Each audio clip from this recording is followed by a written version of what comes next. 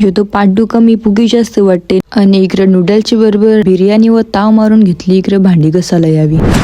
आज आम्ही सगळी रॉकगर्ल चाललो होतो चिऊ दीदीच्या घरा, कारण तिने आम्हाला आमंत्रण केला होता पार्टीसाठी या, म्हणून आम्ही रिक्षा करून गेलेलो त्यांच्या घरा. आणि जेल्या पहिले तिने खावेरला आम्हाला नूडल्स त्या घेतला आणि लगेच बिर्याणीचा टोप कारला यो नाना ते घेतले. आम्ही सगळ्या वेळी बिर्याणी खावाला आणि जेवण झाल्यावर ज्या पोरी पण लागल्या कामाला, इको कोणच्या घरा गेल्यावर कणाला त्यांना कामावर वन देवाची.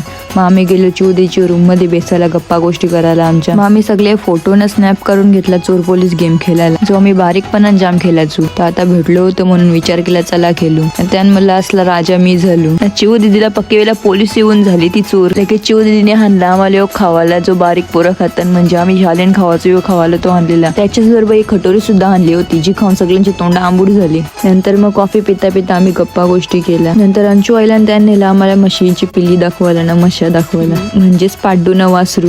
त्यांच्या निघून मग आम्ही त्यांच्या गावदेवीच्या मंदिरात चालल्या असता दौरान आपला मोठा ब्लॉग सुद्धा आहे युट्यूबला. मग तो लवकर जाऊन ना बघा, तेव्हाच तुम्हाला खरी मजा समजेल. चला मग भेटू पुढच्या ब्लॉग मध्ये. Bye bye.